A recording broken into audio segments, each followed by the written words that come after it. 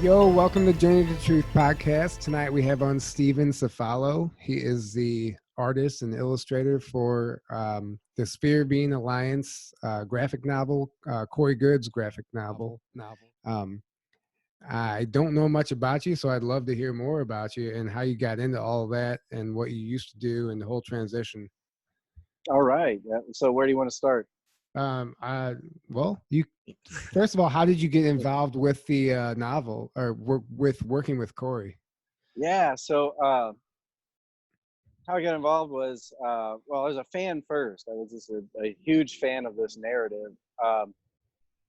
And I was working in New York City as an assistant artist to a very big time pop artist called Jeff Koons, and he's the world's most expensive artist. And we were creating like multi-million-dollar paintings with created out of dots so small of oil paint that like a brush couldn't even make the dots. They're so small, but it's like this high realism. So it's I was incredibly grateful. I worked there in the 90s too. I came back, but I was incredibly grateful. It was a very fun environment to work in, but the paintings could be very, very tedious. So I'd be falling asleep in the studio on my scaffold, and music wasn't cutting it anymore to keep me awake. Music and coffee wasn't quite doing it. So I started listening to weirder and weirder podcasts, and so so I started listening to Carrie Cassidy and Nice. Higher Side Chats and Nice. things that were just kind of really reaching out there. But when I started listening to Carrie Cassidy, the whistleblower testimonies really caught my attention because it was like something that had a certain sense of authenticity about it.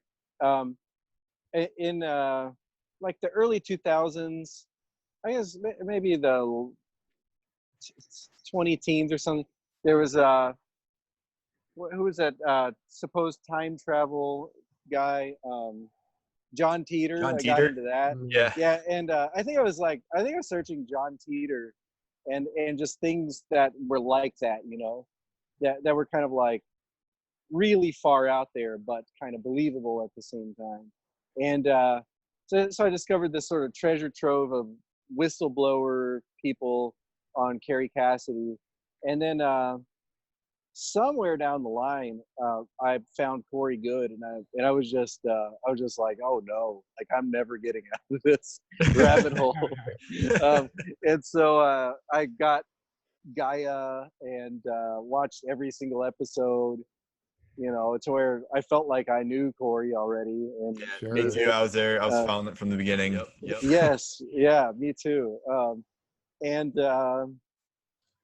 yeah, and then Corey mentioned something somewhere along the way about a possible graphic novel, and I was just like, "There's no way I'm not getting involved with this in some capacity. I'm doing something with this graphic novel because I'd already kind of worn out on fine art, and was kind of like my passion for fine art and kind of grown, kind of wore thin, and I was looking for. Like I want to be part of this community, like part of this change in the air that I feel happening. And I felt like, classical art, traditional art, is great, but it wasn't quite cutting it like for telling these kinds of stories. So I thought it's the perfect way to be a part of this thing. And I guess I'm not like a speaker or a researcher or an expert at anything except for the art, So I'm contributing in the way that I know how. Well, we all have our place, and that's awesome. Yeah. That's so cool. Okay, so you explained to us, your interest and you wanted to get involved. But how did you actually get in contact with Corey and start that whole process? Yeah, I think it was Twitter. So Nice. So yeah, they put out a thing that was there was a contest, and it was a contest on drawing a blue avian, and it was like the Android Jones blue avian. That's the one everybody knows, and I think I don't even know actually what Android Jones does, except for the blue avian. But I think it was like kind of astounding how close he got for not knowing much, you know, he just sort of like threw that down and got really close. So that was impressive to them, and they used it for a long time. But what I but the competition was more based around I guess getting closer to the spirit of Tyr, which is a very loving being, you know. So you look in his face and you just see pure love. And so Corey wanted to try to see who could tap into that, and I lost. But when I saw the winner, I thought, well, it was really cool. It was really beautiful. But it was just kind of almost like another version of the Android Jones blue avian. And so I wanted to sort of pick Roger's brain. Well, I guess I didn't know Roger was behind the Twitter account, but I started sending like different versions to their Twitter through instant or like DMs or whatever, and eventually they realized I was really serious about getting this right, and so I tried version after version and trying to get the blue avian right, and then and I was like, you know, I do all this other stuff too, and so they had me. I offered to start doing stuff for free for them at first, and I would just like pulling all-nighters to crank out the best possible thing that I could, you know, over-delivering every time, trying to impress them, and I got their attention that way. And eventually they Nice. asked me, like, hey, can you do graphic novel work? And I had already done some comic pages that I showed them, and they were happy with that, and they decided to give me a chance. Wow. And Nice. and the rest is history. Yeah. Yeah. Yeah, and I think I'd never done a graphic novel before, but they liked my dedication to getting things right, you know, to getting the story right. Yeah, Nice. Corey has definitely mentioned how he has mentioned how much he likes your work. On a couple different occasions. Awesome. I remember him talking about how there was one scene when he was a kid, and I guess his father smashed the presents with a hammer or something like that. Yeah. Yeah. Yeah. He said the way you illustrated that scene was almost exactly like he remembered it. So that's very cool that you're able to recapture that for him, and because you're not only going to be triggering audiences, but even it's triggering something in him, which is cool. Yeah, that's the best part of it is when Corey says that I just got the spirit of that memory. Yeah. Yes, and I really try to put myself in that place, you know. It's not enough to me to make a good picture, make a good page, but it's important to me that I get a feeling of the accuracy of the time period and the emotions that must have been involved. Yeah, Yeah. For sure. it's impressive. I'm super excited to check it out. Me too. I can't wait to have the completed thing in my hands and be able to flip through it.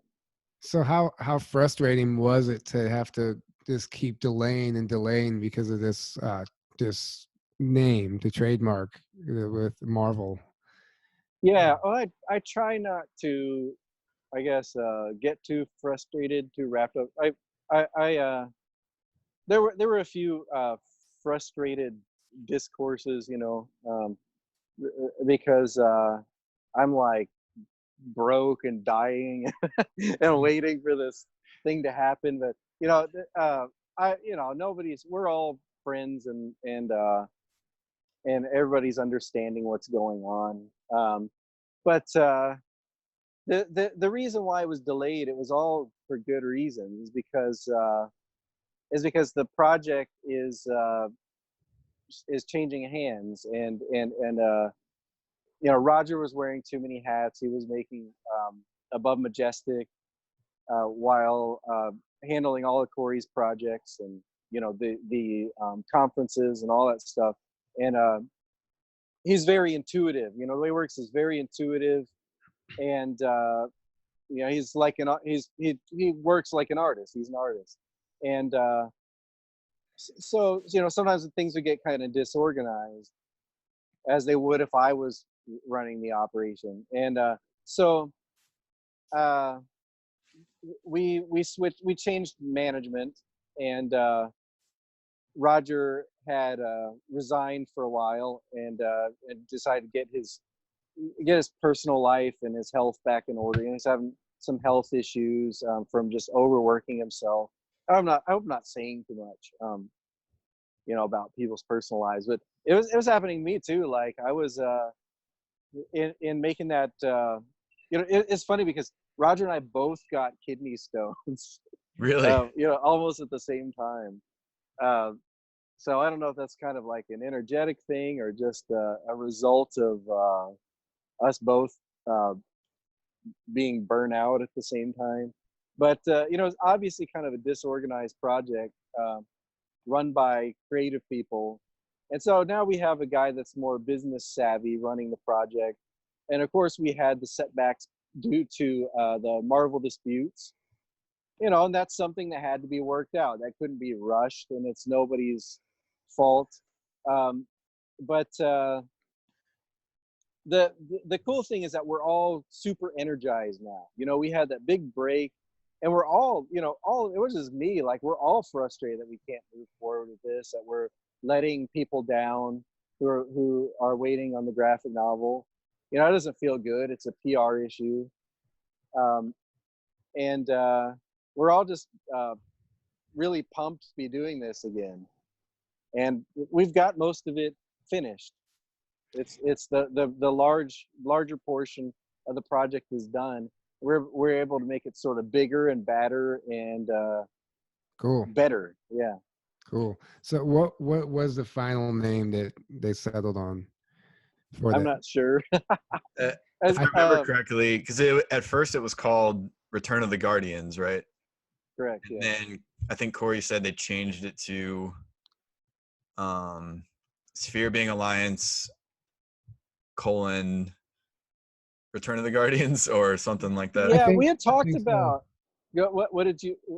I think so. I think he's right. I think Aaron's right. Something along those lines. Like Sphere Being Alliance. So it looked like he made Sphere Being Alliance the actual like comic series name, and then Return of the Guardians was just the episode or whatever. Yeah, we had talked about what I thought would make the most sense would be for the final installment of the first trilogy to be the Return of the Guardians. It just makes you think of like a return of something is. It's like something that happens later. Like Star Wars, Return of the Jedi, yeah. Right, like Return you of don't the start King, with the return, but maybe I'm not getting it. Like another funny thing about the way that we're building this thing is it's really like really non-traditional the way we're building this graphic novel. Like we're usually you have a completed script first, and then you build the page after the script. But we're kind of building the whole thing like a painting. Like we're just putting it all out there, and so we're starting with an outline, and then it's like it's kind of developing like a Polaroid photo. It's nice. It's in there, kind of blurry, but it's coming to clarity as it develops. And that's awesome. instead of it being sort of assembly line fashion. Well, that's kind of the whole. That's kind of just I guess a testament to what's happening in the awakening community. I mean, we're not doing things in the normal fashion anymore. That's right. It's fitting for the project. Honestly, it's a fresh approach. Yeah, and it's also kind of avant-garde. Yeah, it's got this kind of DIY element. Me and Roger and Corey, like it's kind of like I watched a documentary on the early 80s no wave scene Yeah. in New York, and just Sonic how Youth and all that. Yeah. exactly, yeah, Yeah. and you had you had like musicians making films, and you had artists making bands, and so this crazy thing happened, and it's kind of like that, like you have a musician and a painter and a whistleblower, a military guy Yeah. making a graphic novel, I don't know, Yeah. and it's cool. Like it's a tough graphic novel, and I think it's going to do well, like in the graphic novel world even. That's I think it is too. Yeah. yeah. I have a good feeling about it as well. I'm pretty excited. So what was your approach? Not your approach. So how did I guess it would be your approach. Did you just sit down with Corey and did he tell his story and you started drawing, or how did that process take place? I would say like everything. so we're basically we're just smashing ideas together. It gets more and more sort of streamlined as we go, but in the beginning it was just all brainstorming, and it was like throwing spaghetti at a wall and seeing what sticks. We did phone interviews, and just jotting down notes, and outlines, but I think where we really started to gel it together was when we took the hero's journey, and started finding the places where everything fit, within that hero's journey, and then it really started to become a story arc that that we could draw on and flesh out. That's Nice. awesome. Now we've got we've got a a very well put together outline, and then page by page, Roger is I don't even know where his writing is going into it now. I'm not even seeing his writing as I'm making the art. So it's kind of funny in that respect, but he's a poet, so he writes poetry. He's a poetic writer, and I just know it's going to be really cool, whatever he's doing, and he's probably bouncing it off of my art too. So Yeah. I'm bouncing my art off of his outline, and then he's probably bouncing his writing off of my art. A couple more That's questions. awesome. Sorry, they're just coming to me. Yeah. So you might not even know the answer to this. So where is this going to be available once it comes out? I don't know. Aside from the website, Aside from the- I'm thinking they're wanting to really distribute it broadly. Yeah, I Sure. think the goal is probably for it to be available at your local bookstore. That like From needs- what I understand. comic book stores and stuff too. Yeah, I'm sure. Yeah, I think Yeah. that's the goal, is for it to be available at every Barnes and Noble and places like that. If I could say Barnes and Noble. Yeah. Yeah, I'm sure. Edit that out. No. Say whatever you want. You just can't say Barnes and Noble. We can't afford that yet. Yeah. Yeah. Not that they need our advertisement anyway. Yeah, exactly. So that's really cool. So you just went from a fan to coworker of. Yeah. And it's kind of that's kind of like what I do. Like I don't like to be a spectator. I like to be in it. I like Involved. to be in the trenches. When there's something cool going on, I figure out a way to be a part of it. It's kind of what I like to do. That's exactly the way I am. That's why I'm so happy to be doing this podcast. We get to meet people like you, and just every week is somebody new, and it gets us further and further submerged into the scene. I guess you could say. But yes, and this is like, you feel good about it.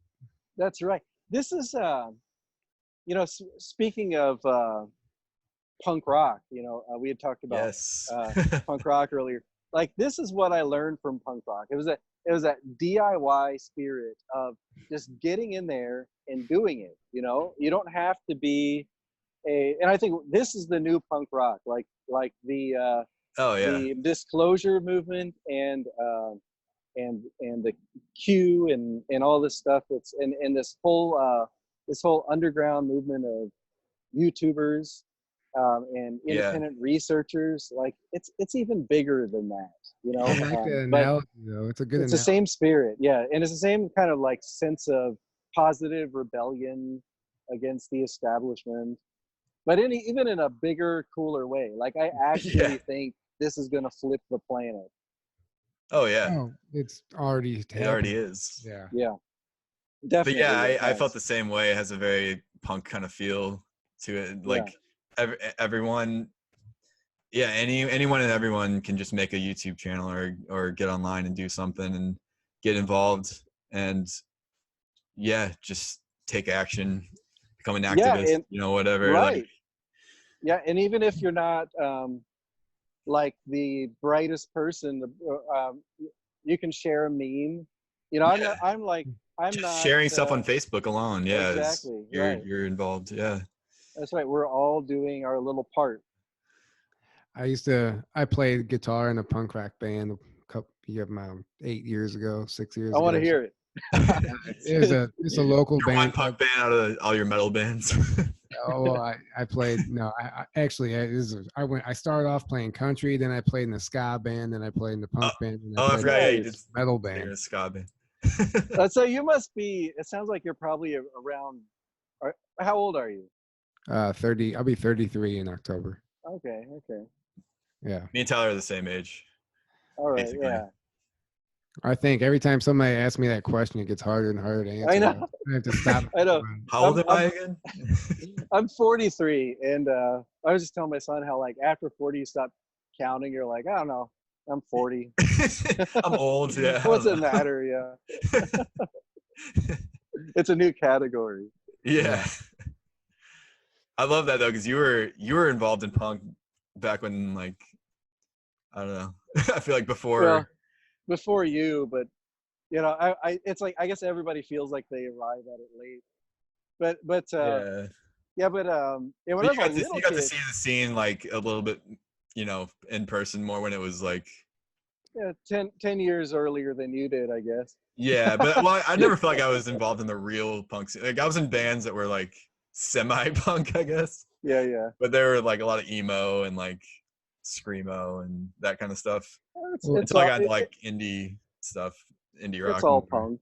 Yeah, Yeah. sure, it's all punk, whatever. But When I was a little kid, when I was like in the early 80s, my dad, we lived outside of Philadelphia, and my dad would take me to South Street in Philadelphia, like where all the record stores were, mhm, and like he came to laugh at the punks. Like really, he would take me to the city to but it had the opposite effect on me. I was like, this is where it's at. This is so you're cool. like, this is awesome. Yes. he came And it was like one of those things like this is exactly what you're not supposed to do. right. Yeah. Oh, but I just thought it was so tough. I thought it was so cool because my dad was in the military, and it was kind of like this mix of art and military. Everybody running around in like spray painted combat boots and stuff, Boots, and yeah. yeah.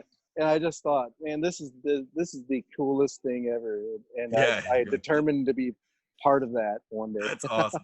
That's Yeah, fantastic. that's really cool. You need to write a punk rock soundtrack to this graphic novel now. No, you wouldn't want me to do that. It wouldn't be very good. Hey, you never know. But that's well, yeah. That's kind of the spirit, though. You just do it. Sure. I do make music. I just don't. I've learned through enough embarrassment to be more careful about sharing it with people. Ah, I'm sticking to the graphic novel for now. Yeah. Hey, you found your place. yeah. That's so cool. That's so cool that you just reached out and were persistent. But everything, something was nudging you. because I should say some other entity, something spiritual was nudging you to do that. Clearly, Yeah, to do which to approach the Corey in the way you did, like you knew, like it was not something that was yes, yeah. There was just no doubt that this is what, like, I wanted to be doing something related to this with my life, and if all of this energy that I put into building my skill set didn't have some place in the movement, then it wasn't going to make sense to me. Sure. So I determined to, in some way, take all the skill sets I built to this point and be part of the movement. Yeah, that's awesome. That's great. When you first discovered cosmic disclosure, prior to that, like, did you have any idea of a secret space program or anything along those terms from the other stuff you were listening to, or was it just all like, holy cow? No, I think well, a little bit. I think Carrie Cassidy had a few people that really kind of captured my attention, and now looking back, I can't even remember who they were. I couldn't even tell you who they were, but they were kind of like, yeah, like less, I guess Gaia just really brought a lot of attention to Corey, and he's very memorable because of that. It's kind of iconic, and it kind of makes it more difficult. Like now I'm going back through those people, and I'm paying more attention. People like Randy Kramer, I think, came out a little. Randy Kramer, Corey, yeah, and definitely came out before Corey. Yeah, Randy. Yeah, did he before Corey? Is that right? Yeah, I definitely 2014 is when he came out. Okay. But I missed it somehow. I didn't know about him until after Corey. And I was following David Wilcock at that time. That's the only reason I checked out Cosmic Disclosure, because I was following David, and yeah, all of that information was new. All the secret space program stuff was new to me at the time. And my mind was just being blown every week by the stuff. I know. I was driving during a lot of it. Like I was in the process of moving, listening to a lot of it, and just like scream laughing in my car because I thought it was so crazy.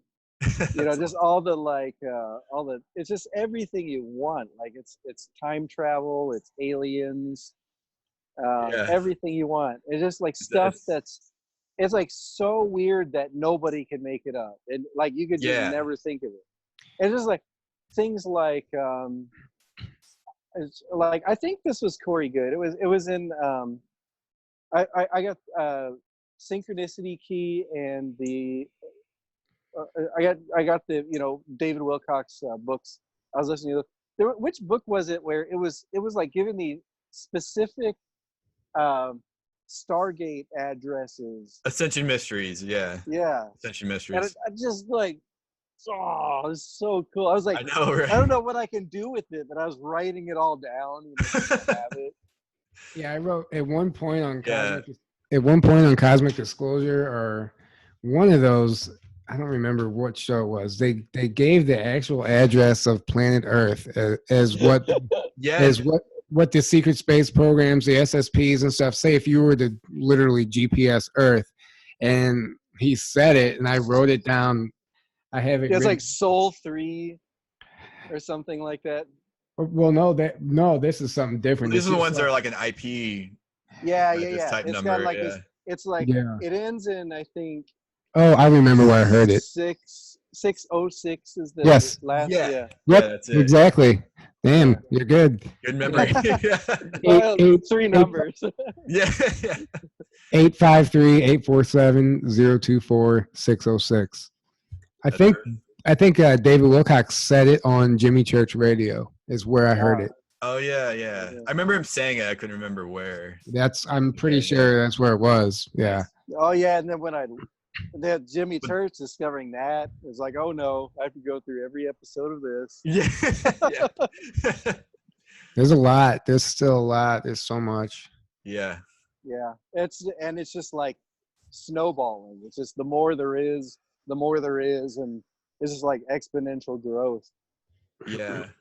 Well, also, so when Corey first came out, it was just 120 and back that he had remembered and that he was telling, and then at some point he remembered 2 more. So now he has 3 different 20 and backs. Yeah, that he has memories from. Yeah, at least, if not, yeah, maybe there'll be more come out. Right. I don't know how many times. And more memories surface. There's new briefings, and it's just kind of a story that keeps giving. Yeah. And I think so many more people think about it. That's just Corey. He's just the only guy who came forward. And I mean, God, there's got to be hundreds, thousands of people who have the same exact story or similar stuff. I mean, it's just, we're just all in wow of Corey, which we shouldn't be, but like exactly. you said, it's kind of iconic. He David Wilcock, I feel like, brought him into a big spotlight. Yeah. And the story is amazing. And don't get me it was mind blowing. But yeah, you're right. There are other people that they've also been through. Yeah, we have no idea who it is. I have memories from being on the craft going to the moon, like crazy stuff. But I don't know if they're from that or if it was just a dream. Like I have no idea. Same thing. I've had a bunch of dreams of like being on like an alien type planet, being on a spaceship. And they could just be dreams or they could be memories. I don't know. I have no idea at this point. Same. I have the same thing. And then you have people like Niera Isley. Yeah. And wow, I'm just getting ready to all say these people. Yeah. Niera's I don't know if were you there. No, I think that was actually Contact. When because they screened the first version of Above Majestic at Contact last year. Yeah, I was there. And there was oh, you were there. Yeah, it was Corey. Were you there when after Niera did her piece on the interview, and it triggered something in a girl all of a sudden remembered, a girl / a female, all of a sudden, like, it triggered a memory and she just burst into tears. That happened at Dimensions of Disclosure as well, unless you're thinking of Dimensions. Yeah, I know it happened at Contact as well. Oh no, I don't remember that for some reason. I was sitting I was sitting behind this girl in the part when the era came on, and some triggered something in her, and she was uncontrollably just bawling her eyes out. Really? She was experiencing some type of, almost looked like she was remembering the trauma of something that she had gone through. I don't know. I'm sure. I don't know what happened. It was powerful, man. It really was. Wow. Well, Corey, some of the pages that I do, like one of the most recent pages that I completed, he said this page is gonna trigger memories. Oh yeah. That's interesting that he knows that he knows that. Yeah. Something Niara said one time on Cosmic Disclosure. She remembers being put in a craft and taken to the moon, but she was thrown down on the ground and just not strapped in or anything. And it was like with some type of reptilian or whatever. And that's exactly one of the memories I had. The same thing, being thrown down on the bottom of a craft. Wow. And I was being taken to the moon, but it wasn't. It was like an older technology because I could feel the G-force. Like I've never even experienced G-force in my life, but it was so real. I woke up in bed and my entire body hurt because from the G's from being on this craft. Wow. Really? It literally took like minutes, like 10 minutes before I could finally like move again comfortably. It hurt so bad, but that it was so real. I have no idea. And when she said that she was thrown down on the bottom, it was like it was like, holy cow. Like that's what happened with me. One of the really cool things that happened, there's Roger kind of has you don't know who Roger is. He's Oh yeah, We he's know. a guy you well, we guys know. know, but for the For the audience, audience. he's kind of the well, I guess for a while he was kind of the creative mind behind Corey's projects, and Above Majestic. Yeah, he's just kind of like the creative force behind those projects, and he's also he's just one of the team of three that's making this graphic novel. Yeah, he's probably doing he's done the most work, I think, or all of the work, really, the creative work besides my artwork. It's just we're the creative team. Corey is the obviously the teller of the stories, and all the creativity serves his story, of course, ultimately. But what's cool is Roger and Corey have this connection that's really interesting that I've observed. So sometimes, like, Corey will say something and Roger will know the rest of it. Like, he'll say, was there an orange thing? And he'll say, was there an orange thing in that hatch? And then he said, yes, there's a warning sticker. And I'm like, wait, how do you know that? Wow. And he says, honestly, I don't know. And there's certain stories that there's certain experiences that they've both had, and Really? like, they've had really similar abduction experiences, and so there's some little, like, I don't know, there's some connection. And I had experiences when I was a kid. Like, I don't think I was like some kind of SSP, but I think that I also was being watched or like something, when I was a kid. I don't think they were that interested in me, but Yeah. I think I was some kind of I think the plan or the knowledge that I was going to be part of this might have been there when I was a little kid. Yeah, totally. Oh yeah, that's soul contract material there. Right, exactly. Yeah. So I know when Corey, I don't know what happened, if he was sick or if it was because of those meds that he was taking. At one point, they were not able to contact him. Maybe it was the Blue Avians and the Anchar, but I know they started contacting Roger. Am I correct about that? The Blue Avians? Yeah. I'm not aware of that. I might have this wrong, but I'm pretty sure that Roger would experience some communication, some contact at one point because they couldn't reach Corey for some reason. That would not surprise me, but I'm not aware of that. Was that during when Corey was taking those meds? Well, see, that's what I think it was about the Anchar. I think that was the Anchar in particular. The Anchar, yeah. I thought I remember them talking about this at DOD last year. Oh wow! Well, maybe they did. I maybe or maybe I'm just totally, maybe I dreamt it. No, I am. I'm really, like, I get distracted by things, and like I miss amazing information because my mind starts wandering. So it's sometimes I catch like 20% of what people are saying, and I'm going, I do that a lot, trust me. Hey, it's a good trait for an artist, though. Exactly. Yeah. Yes. Yeah. My imagination's working. Yeah. Exactly. You're like in the middle of drawing a face. You're like, oh, I'm gonna start drawing a moon over here instead. That's the way it works. Yeah. So thanks again for doing this for us, coming on and talking about this. It's been awesome. I don't know how many super last minute. Well, and last minute like this. I mean, I don't know how many other people know the whole story of how you came into working with Corey. So it'd be interesting to see how this how the public, our couple listeners, whoever we got, perceives all this. I think it's going to be pretty cool. Well, did the one you did with Joy, did that already air, or was it live, or? Yeah, it aired. Yeah. Oh, okay. Oh, I so gotta you've go. already done. I'm Some sorry. Yeah. Yeah, so it's already, he's already.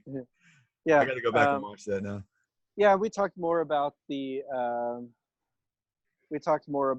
guess a little bit more about the relationship between pop culture and sci-fi and the disclosure narrative. Nice. Is there anything else you guys want to touch on? Like, I have time if you want to. Yeah, we got time too. Yeah, I wasn't trying to wrap it up. I just thank Okay. you. Okay. I 'Cause I feel like we can get meteor here. Oh yeah. Oh yeah. Speaking of meteors, did you Oh, great one. did you hear about did you hear about that one last week? God, where was it? In Australia, maybe? Yeah, in Australia, that like blew up before it hit the ground, almost, and like a mini nuclear explosion. I did not. When did this happen? I did not either. It happened on. I gotta look here real quick. I think it was Tuesday. I believe it was on Tuesday. While Tyler's looking. Yeah, go ahead. Sorry. Oh, okay. You got it? No, go ahead. Oh, I was just gonna say, what are your thoughts on all this new mainstream disclosure coming out about UFOs and Navy pilots seeing UFOs and I'm different. Like, I guess I'm just open. I'm open to different things, and I don't consider myself an expert on any of this stuff. Like, that's kind of what I want people to understand is like I don't consider myself an expert on any disclosure topics or UFO secret or space program. Yeah, any of that. Yeah. Like, I'm just like anybody else. You're just fascinated. Yeah, I just love it, and I'm trying to piece it all together. And I'm trying to really reserve too much judgment about any of it. I know that people there's been some skepticism about which seems warranted about some of these videos and the way the pilots are kind of not talking like pilots. And, yeah, that was the Tom DeLonge To the Stars release, right, a year and a half ago. Like, check this out, and it was just like, this is it, really? And the pilots talking was like not normal. Right. Not professional at all. Yeah. Well, you do know the Navy, the recent articles that come out about the Navy spotting UFO is actually it's a sighting from 2018, March 2018. Oh, really? It's finally made public. Yeah, Adrian Youngblood clarified that. Yeah, and this meteor did hit in Miami on May 22nd, and it blew up right before it hit the ground, and it was like a mini nuclear explosion. I don't think anybody was hurt, but did that not happen like a month ago or something? This one was Tuesday, May 21st. I'm sorry. Because it seemed like there's something else. There was another event really similar to that. In LA? Are you thinking of that one? Somewhere. Yeah, else, there was one in LA that was. Yeah. It looked like a falling meteor. Yeah, it was one in LA. Yeah, you could. It was falling like a fireball and like changing directions a little bit. Correct. Slowing down and stuff. Yeah. That was February though. That was February 19th. That was February. Yeah. Oh, okay. Because I was looking at that one also. What are people chalking this kind of like activity up to? To be honest, I mean, there's so much going on right now between all the alliance and cabal wars going on in the background. There's secret space programs and there's all kinds of secret technology and secret armed forces that we don't even know about, that I'm sure have been battling for a while, but and this is what Corey said, has been saying is like, you're going to start seeing more stuff come out in the open because the war's heating up and it's going to start seeping out and becoming more visible. I remember him saying that a couple years ago, at least.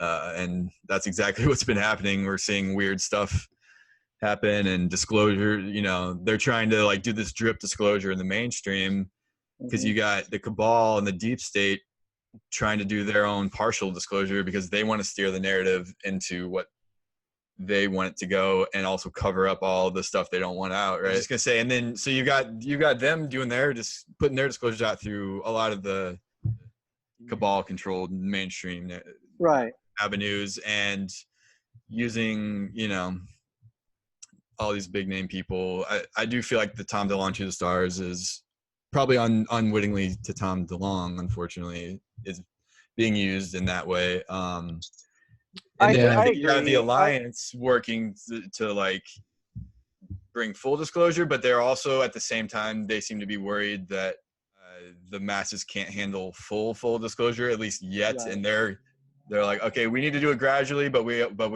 want it to be the correct disclosure. Yeah, I'm a full disclosure guy.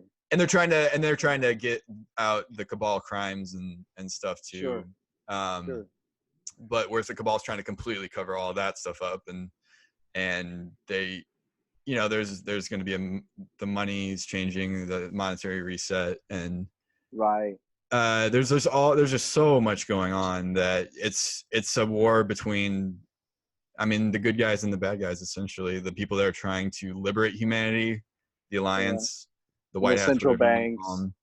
Yeah, so you got the people that are wanting to liberate everyone, humanity, and get out this technology that's been hidden from us, and get out the free energy, and change the money that's been enslaving everybody.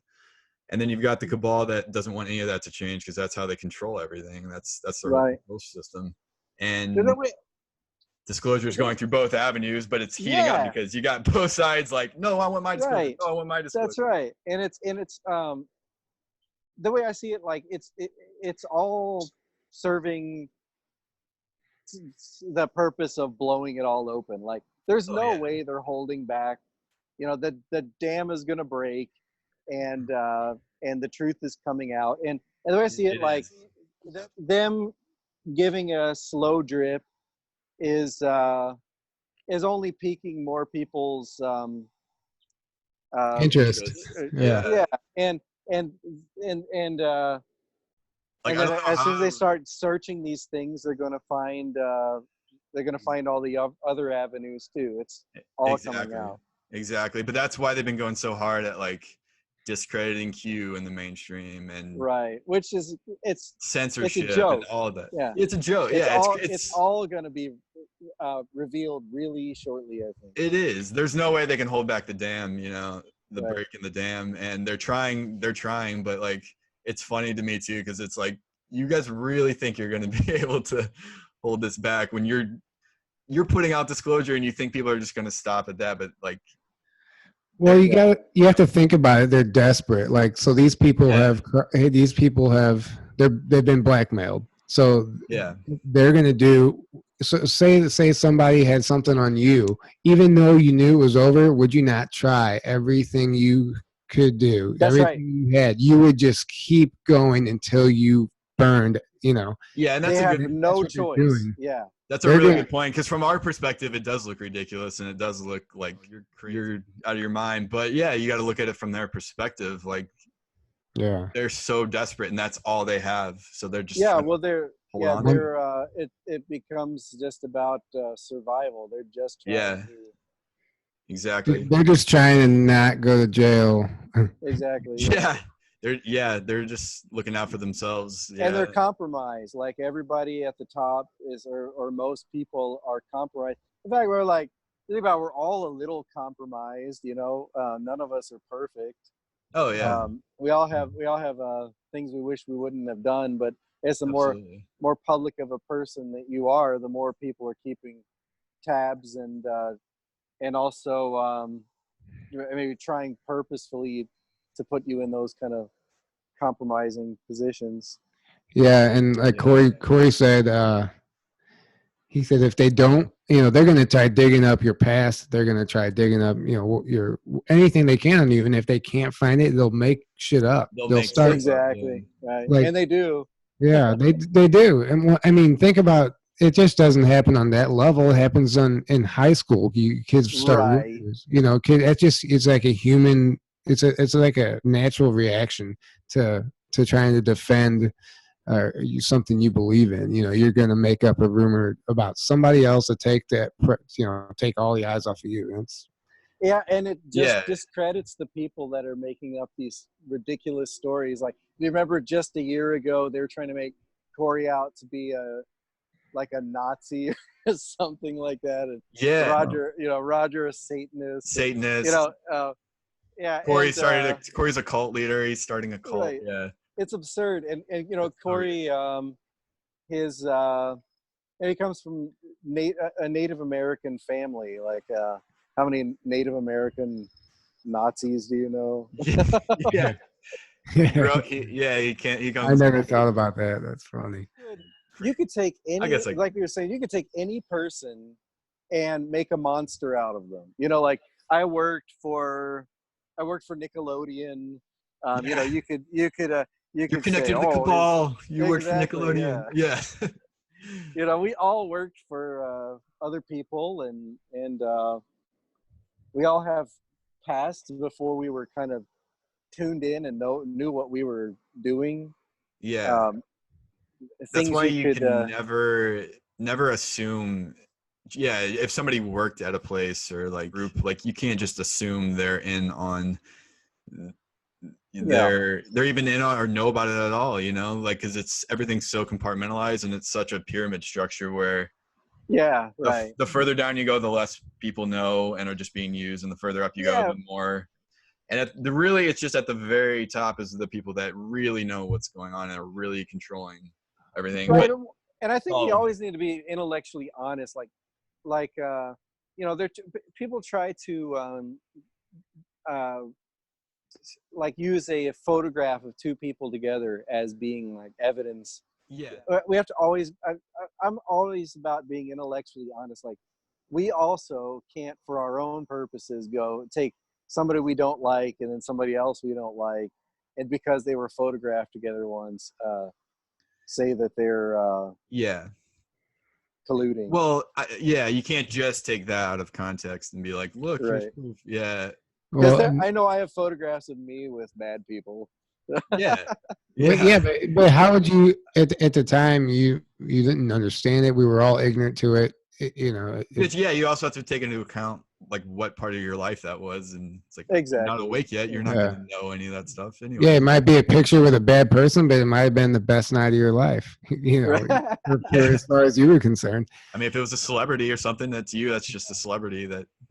Exactly. What's interesting is a lot of these high-ranking officials and these higher-ups are just as ignorant as we are as far as what's really happening. Oh yeah, absolutely. Sure. Like the people in these projects and these programs, just because they're up here above us doesn't mean shit. When the president of the United States has no idea what's going on, that's when you know it's super compartmentalized. Yeah, well, the president has never known. I mean, according. Yeah, well, I'm not saying the current president, but yeah, if you watch Unacknowledged, Stephen Greer, and sure, that's a whole different topic with him, but. What did he say? There's like 33 or some level. 35 ranking. levels above the president, and he talks about one of the old, like some president. He talks about somehow finding out that there's UFO stuff going on, and then he's like, "Why don't I know anything about this? Why has no one told me?" And then he tries to get info about it, and they shut him down. They're like, "Are you talking about Stephen Greer?" They're basically like, "You don't need to know." Well, he's talking about a former president, but he heard it on the Stephen Greer documentary. Stephen Greer's documentary, Unacknowledged. I know exactly what you're talking about. I don't remember which president. I don't think it was JFK. It might have been JFK. JFK, yeah. Well, JFK, I've heard. I don't know if going into the presidency he knew anything, but at some point early on, he found out a lot of what was going on, and he tried to get access to it and was shut down, and then we know the history. Like, he tried his best to do good and to change things, and he got killed for it. Yeah, it was like 7 days after he wrote that letter demanding to know more. That's when he got shot. Yeah, exactly. Yeah. So but. Yeah, and then Ronald Reagan they tried to kill him. They shot him, and a guy stumbled in front and took the bullet, supposedly on accident, you know. And they say he was the last non-deep state president. Yeah, before, and maybe that's so. why, because they realized every president that's not, we don't have complete control of, keeps trying to expose us, and well, they weren't expecting it to be such a problem back then. I'm sure they thought they had this under wraps. They didn't have to worry about that. So once Reagan did it, they're like, all right, from now on, we're getting our own guys in here. And then you get Bush, Clinton, Bush, Obama, and it's just all super right. deep. Reagan made that speech about are there not aliens already among us? Yeah. That was about as far as he was willing to go, I feel like. And telling what was going on, telling us what. Or was that as far as people would let him go? Or as far as without. Well, that's all you, especially as a president, saying it in a public speech. I think that's as far as you would have to be comfortable with going. Right. Yeah. What's interesting? Go ahead. It makes me think of that. Was it the World War of the Worlds? That test that they did, where they did a radio show like in the 50s or something. And it was like the 30s actually. Was War it? of the Worlds? Yeah, it was really early on. They did it as like Wells a radio. Yeah, it was like a radio show where aliens were invading. And people thought it was real. Yeah, and they were testing people's reaction, and people just went bananas. Freaked out because they thought it was real, because they didn't know. At like water towers and stuff. Yeah, I remember hearing about that now. I forgot all about that. That's why I love doing this, bringing back shit. It's amazing what you know. Well, we've all watched and we've researched and we've taken all this information in, but it never comes up on a day-to-day basis. So when somebody asks you a question about something, it's amazing what you've retained. You start like, oh no, and you start just spitting out this stuff and like, holy cow, I can't believe that was all up there. Right. Yeah. I remember hearing about that story when I was a kid though, and being so fascinated with that. Like, I feel like the disclosure idea, that seed, it was like there when I was a little kid, because I remember hearing that story and going, there's something about the excitement of that situation happening, and people actually thinking that, but it was like a very fearful situation too. It was the sort of the whole alien invasion narrative, which is a very a scarier negative thing. But I have a feeling that even in the 30s, I would have been like, yes. You would have been one of the ones. You would have been one of the ones like, yeah, this is awesome. Everybody else is like losing their minds. You're the girl on Independence Day on top of the building with the sign. Yeah. Welcome. Yeah. I've never seen Independence Day. I've like it to me so I don't know. It's so corny to me. Yeah. I just don't like to see. It's very corny. Cornier than Men in Black. That I'm right. I don't like it because it's like something I take seriously that is done in such a lame, predictable Hollywood kind of handling. Oh yeah, it's definition of Hollywood sci-fi movie. But you have to keep in mind that came out when I was in elementary school. Yeah, I was like 8. Yeah, and I saw it in theaters, and as a kid, it was wow, And you had to know everything about it. That going back to the president. So what's interesting is we were talking about the clearance. David Wilcock apparently said one of his insiders, whoever that may be, informed him that President Trump will be the first president to obtain cosmic clearance, which is allegedly the highest clearance that you can get in any program. So, but you have to be president for 2.5 years before you can obtain this clearance. So whether or not we're at right now, exactly, he said right around right now is when, if this is true, is when he'll be just now getting it. Yeah, just be like the doors, just freaking doors will just be blown open. Wow. And you see how everything's heating up so much right now. So yeah, it really, really feels like stuff's about to start busting open. Like, yeah. So what do you think a about? We were lot. talking about this before before we started recording, or maybe like before our pod Before we our episode started, started. yeah. Yeah. But yeah, what do you think about the things, the speculations people are making about 4th of July, the 4th of July announcements? So what you're talking about, this is for whoever's not listening. Q posted, a couple days ago, I think, something about some type of event taking place in 4th of July weekend, maybe 4th of July day. Actually, I'm not sure, at Mount Rushmore, and some type of announcement being made about somebody who we all thought was dead still being alive. And so I don't know who that could be, to be honest. I started reading all the comments. The one that came up a lot was JFK Jr., but I really don't think that's it. You don't think it is JFK Jr.? I don't. I'm open to it. I'm open to it, but I don't. Anything. I'm open to it, but I don't. I'm thinking like more like Michael Jackson. It's Michael Jackson. Yeah, it just comes out like with his hat down like that. Yeah. Moonwalks across. Yeah. It's Tupac. Yeah. Yeah, exactly. I honestly don't know, and to even guess would be, it would be an uneducated guess if I was to guess. I don't know.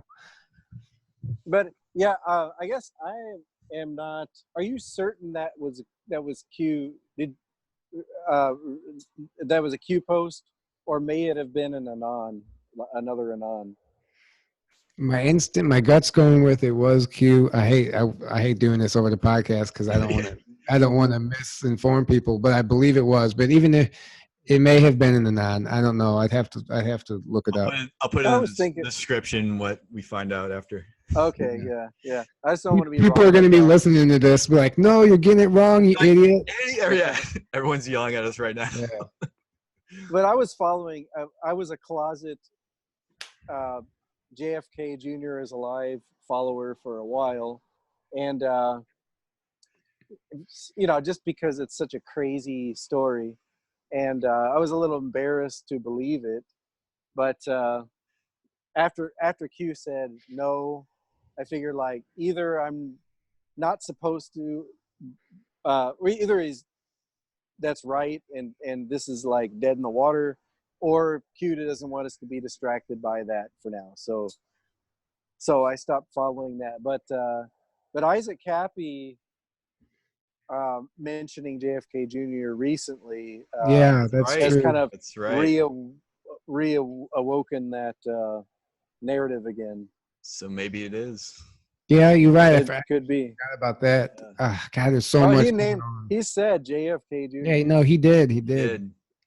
And then what do you think about him committing suicide, or maybe it's him that's still alive. Maybe it's Isaac Cappy. Yeah. They say that nobody's confirmed a body. That's what Really? Yeah. Nobody's named the witnesses. Well, the whole thing, I don't know if you've seen The Edge of Wonder, they broke it down. I did. Yeah, I'm just repeating things from Edge of Wonder. Oh, sure. We're just repeating Edge of Wonder. That's what we do. Which talk about researchers, man. Oh, I actually, right. Yeah. I don't know if it's just them or if they have a team or what, but man, you really got to dig deep and you got to do this quickly. You have to piece it all together, put it in a platform that can be put out to the public within 30. Presented to the public in a 30 minutes. I think they do their own research. I think they do too. Yeah. No, I believe so. I believe so. They work hard. Yeah, those guys are amazing. I actually had a dream that I was on the episode of Edge of Wonder last night. Really? Oh, you did? Yeah, I really did. Yeah. Hey, maybe you will be. Yeah. So if you guys happen to be listening now. Yeah. You guys got to have me on. I dreamt about you. Journey to Truth episode. Yeah. How many episodes you guys have? Journey to Truth?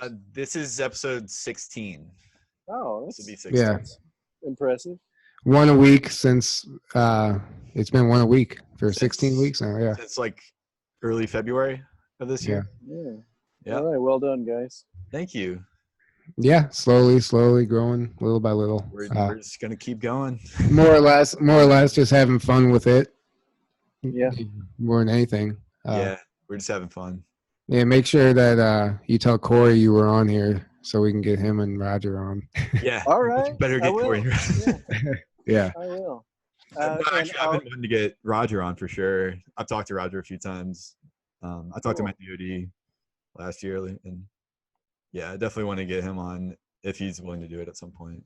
I think, Roger may be interviewing me and Corey too at some time. Really? Putting it out there. Nice. Yeah, it'd be very cool. Looking out for that. Yeah, that would be that's really cool. Roger, Corey, they're all awesome people too. That's the thing about, you know, when people approach me, how do you know these guys not full of shit? How do you know they're whatever, you know? But when you go to the you know, they call it boots on the ground. You go travel across the world, you cross the United States to these conferences and meet these people. They give you the time of day. They spend time with you. They talk to you. They don't put themselves in a celebrity status. You may find you might find yourself sitting down eating a meal with them, or sitting next to them in the audience, or however it might play out. They're just real people, and they're genuine. Yeah, that's right. And if you've met Corey, you know he's not interested in having a cult following. No, you know, he's not at all. He's not there to draw attention to himself. He's very kind. He's not particularly interested in being he's being the center of attention. He doesn't want to be a celebrity or like he doesn't blow you off. You know, he doesn't pretend to be too cool for you either. He just you can just tell it's not his purpose is not to be the center of attention and to gain followers. No, especially when you go back and watch the early Cosmic Disclosure episode. Doesn't even look like the same guy. That's right. Yeah. I mean,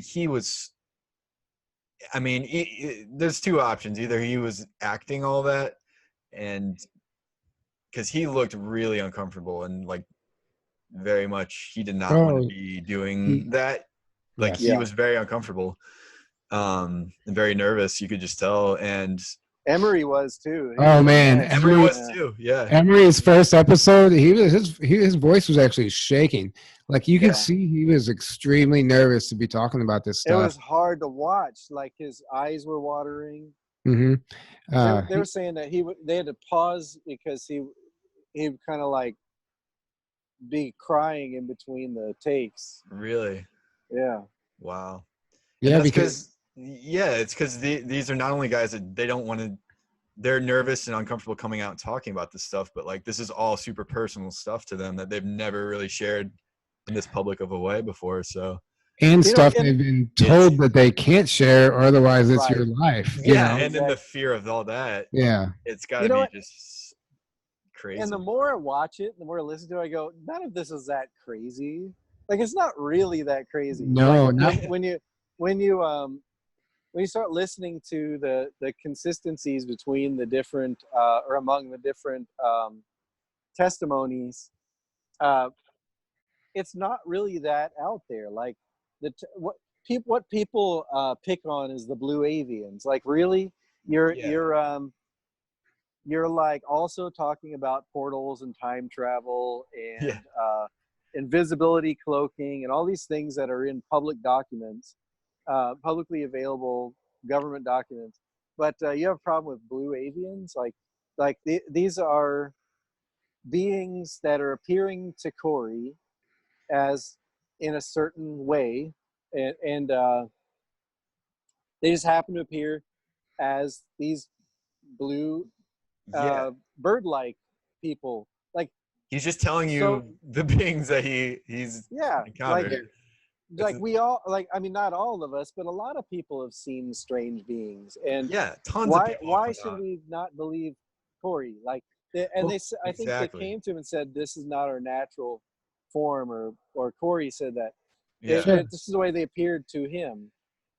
Are we gonna say about everybody that they're crazy because they said, like, I've seen something that was like another kind of a being that I mean, so the people that come out and talk about reptilians or like feline beings or lion beings or it's not that crazy, beings, really. or like, are you gonna call them crazy? And like, right. no, I don't see all this fuss being started about those people. I think there's something in the water, fluoride. Yeah. I think there's something in the chemtrails. I think there's some type of programming going on to counter that blue avian narrative that causes sleepers to call bullshit.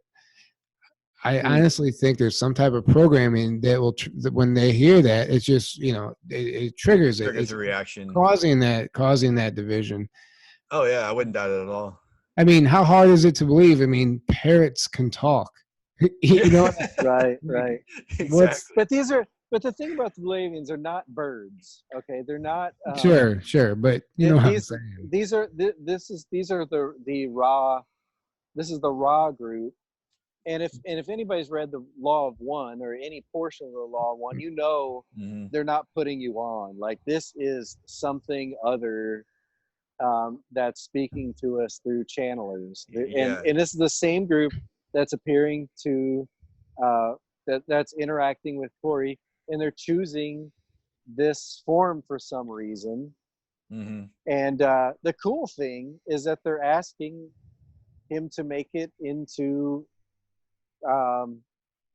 entertainment, to take the story and to and the cool, it's really exciting that I'm getting to be a part of. You're a part of it. Yeah. Like, did the blue avians have me in mind? Yeah, a little bit, what? Maybe. Hey, it's not entirely out of the realm of possibility by any means. Right. Yeah. I think, honestly, I've actually personally had some raw synchronicities, I guess you could say, blue avian synchronicities.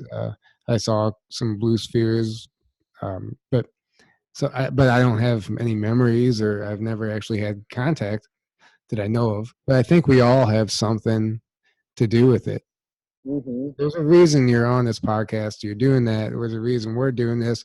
Everybody in the community, they're all being activated. I think there's our cosmic cousins or whatever are all just sitting back, just like puppet masters, pulling the string. Right. And I guess it's also important to remember that it can be exciting to think that the blue avians had us in mind or something, but it's like David was saying, we can't look up to them as celebrities or gods, and that's exactly why they're not presenting themselves to us. They mentioned they'd done that before in the past, and people built religions around them.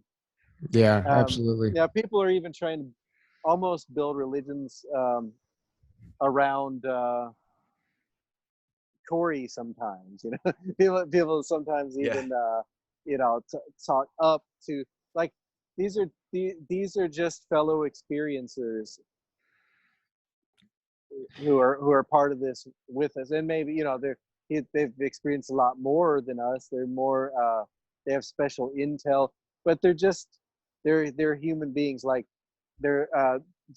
Corey is not our Messiah or something like that. The blue avians are not our messiahs. Well, Corey, we are the ones we've been waiting for. Is what what that's Ra their would message. like us to know. Yeah, their message is literally the opposite of that. It's you're your own savior. Yeah, we have to believe in ourselves, and we're the ones we've been waiting for. And it's funny because Corey, I see people accuse Corey of trying to be this messiah figure and this savior figure, cult leader or whatever. And it's funny because it's like Corey's literally responded to that, being like, the whole message on but being told to put out and then putting out is that we are each our own saviors.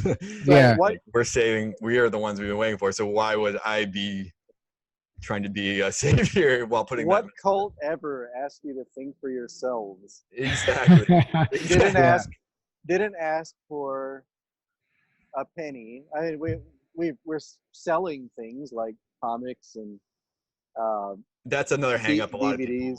A lot of people are like, oh, he's making comics, he's like, right. he's just doing this to sell comics. We're all rich beyond our wildest dreams. Yeah.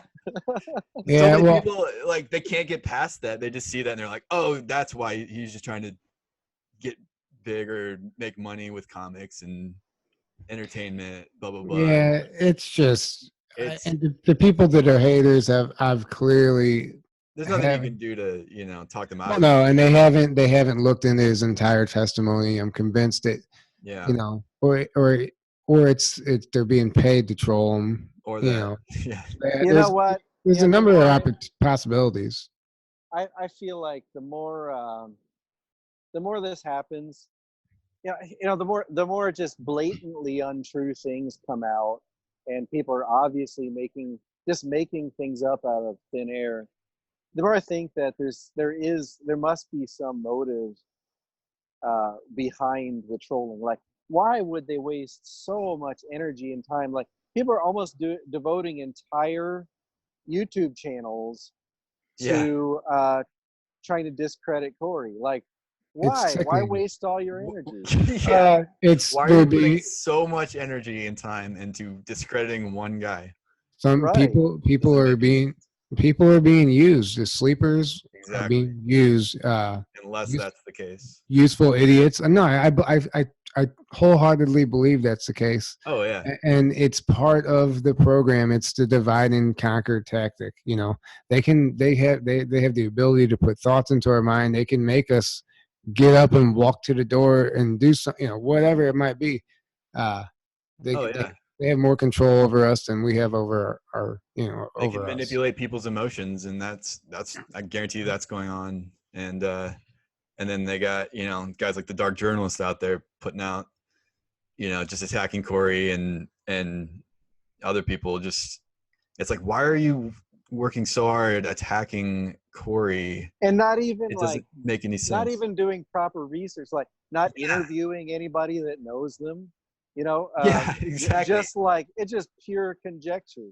Well, it's just like the mainstream media, bashing Q, but if why haven't they just asked Trump if Q is real? Because they know what he's gonna say. Not a single one of them have done that. Yeah. Yeah. Why? Good reason for that. Yeah. Yep. Anyway, I think we should probably start wrapping this up, guys. Hopefully you're editing this together, right? And oh yeah. Getting rid of some excess. Yeah, I do that with, like, if there's, I don't know, too much dead air or like whatever. Yeah, exactly. But we're not going to edit that part out where you said hopefully. But I'm not going to edit that part where you said that. I was hoping you might, but if it adds to the coolness of the podcast. Hey, sometimes just leaving it raw is the best too. Just I'm actually going to turn this into a Stephen Cefalo exposed episode. Oh, please do. Edit your voice together to like say what I wanted to say. All right. I love it. Well, thanks again for coming on, man. It was awesome. It was great conversation. Great talking to you. Seriously, man. Thank you so much. The honor is all mine. It's cool getting to know you, Tyler. And I look forward to seeing you guys at DOD. Yes, same. Can't wait. Anything you want to end with? Are you going to be at any other events? Just DOD? I'm going to Contact. I'll be flying out on Friday. Oh, yeah, that's right. You're going. So there you go. Anybody listening? Right when this airs, he'll be. Please do, yeah. Yeah, it'll be airing Friday. Yeah. Yeah, say hi to me, please. Yeah, everyone say hi to Stephen at Contact. Yeah. Everyone, just attack. Say hi and start Steven. telling him your stories, and he'll narrate. He'll illustrate it for you. Yeah, on the spot. I'll make a graphic novel on the spot. That He says he'll do it for free. Like a caricature. Yeah. All right, man. Well, thanks again. It was awesome. Have a good night, man. It was great talking to you. All right, you too, guys.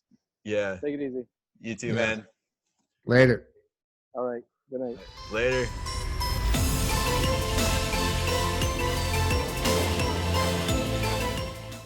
It's interesting because of the announcements that are supposed to be coming out that weekend. Yes, tell me about this. What announcements? Man, I don't. So it was a Q post. Talked about something happening on July 4th weekend at Mount Rushmore. Right. Yeah. Some big news, but we don't know. I know about this. Yeah. Yeah. I'm very, very interested in that, and Yeah. I'm reserving to excitement a little bit because I keep getting disappointed by those sorts of predictions, but it kind of does seem like a special. So did Q actually say something, or was that an anon that said something about July 4th at Mount Rushmore? I think I want to say it was Q. I was reading it with my girlfriend, and man, I don't know. I'd have to look again, but I want to say it was Q. Well, I don't even know about this. I haven't been keeping up with Q. Actually. Yeah, it's crazy. It's all kind of connected with the Isaac Cappy thing, and really, with the I hesitate to say JFK Jr. Oh yeah, yeah. Yeah. I've been very. It did have something to do with JFK also. Yeah. Or no, it didn't. Oh, that's what it said. Okay, it was Q, and it said that it was an announcement about somebody who we all thought was dead is still alive. Right. So everyone immediately thinks JFK Jr. But, of course, yeah. But hasn't Q already confirmed that JFK? But he said no when he was doing the Q&A. Remember, somebody asked. Yeah, that's what I mean. Exactly. And I was actually like a closet follower of that narrative because I just think it's so cool. Like I love a great story, and especially a great apocryphal story. Oh yeah. That could be true. Just the weirder the better. And that was just so weird and fantastical and exciting. And, a lot of people kind of poo-pooed it. And so I try not to make too much of it. But it does seem that this thing is kind of surfacing again with a little bit more substance than it did the first time around. So I'm kind of hoping that maybe this would be one of those instances where Q kind of misled us for national security reasons or something like that, Yeah, which is very possible. I mean, right. That would definitely make sense. Well, hey, let's get this started, and if you want to add this at the end there, and you could, Yeah, I'll add this in because that was really good. Yeah, I think so.